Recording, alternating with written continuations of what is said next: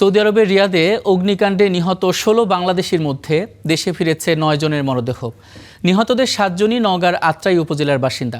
বৃহস্পতিবার বাংলাদেশ বিমানের ফ্লাইটে মরদেহগুলো দেশে পৌঁছায়, পরে রাতে নেওয়া হয় আত্রাই থানায়। স্থানীয় Molla Azad memorial school and college মাঠে একসঙ্গে হচ্ছে জানাজা। পরে মরদেহ স্বজনদের কাছে হস্তান্তর করা হবে। শেষবারের মতো প্রিয়জনকে দেখতে স্বজনদের ভিড় এখন বাড়ছে নিজ নিজ এলাকায়।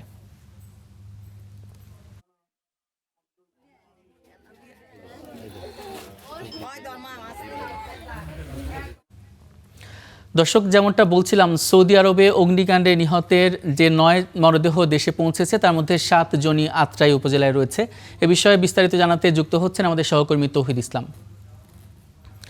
তৌহিদ, এখন তো জানাজা চলছে, তো মরদেহগুলো কখন হস্তান্তর করা হবে আর সরকারি সহায়তার ব্যাপারে স্বজনরা কি বলছেন?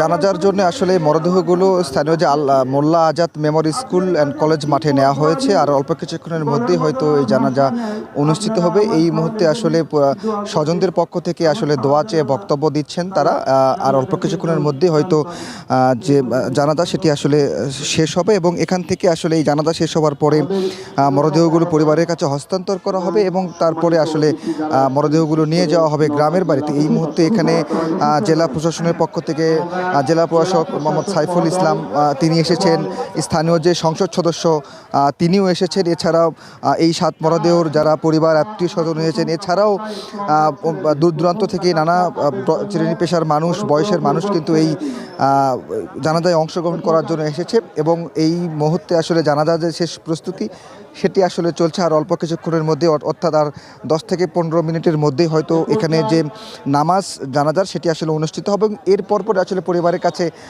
মরদেহগুলো হস্তান্তর করা হবে। এখানে যারা পরিবারের সদস্যরা এসেছেন মরদেহগুলো নিতে, তারা সেগুলো নেবেন এবং এই অ্যাম্বুলেন্স করেই কিন্তু নিজ নিজ গ্রামে নেওয়া হবে এবং সেখানেও যে দাফনের যে প্রস্তুতি সেটিও আসলে সম্পন্ন করা হয়েছে। আমরা সকাল থেকে দেখছিলাম নিজ নিজ গ্রামে পারিবারিক যে কবরস্থান সেখানে কবর খোঁড়া হয়েছে, এছাড়া শেষ বিদায়ের যে আনুষ্ঠানিকতা যে প্রস্তুতি সেটিও আসলে সম্পন্ন করা হয়েছে। এই মুহূর্তে আসলে স্বজনদের পক্ষ থেকে আসলে শেষ বিদায়ের যে বক্তব্য দোয়া চেয়ে সেটি আসলে করা হচ্ছে।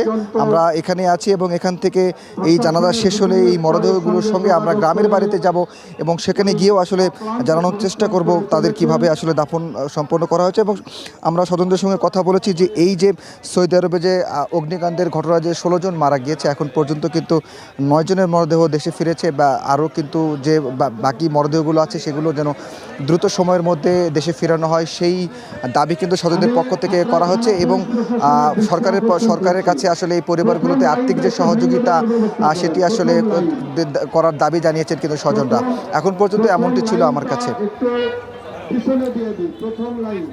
তৌহিদ ইসলাম, আপনাকে অসংখ্য ধন্যবাদ।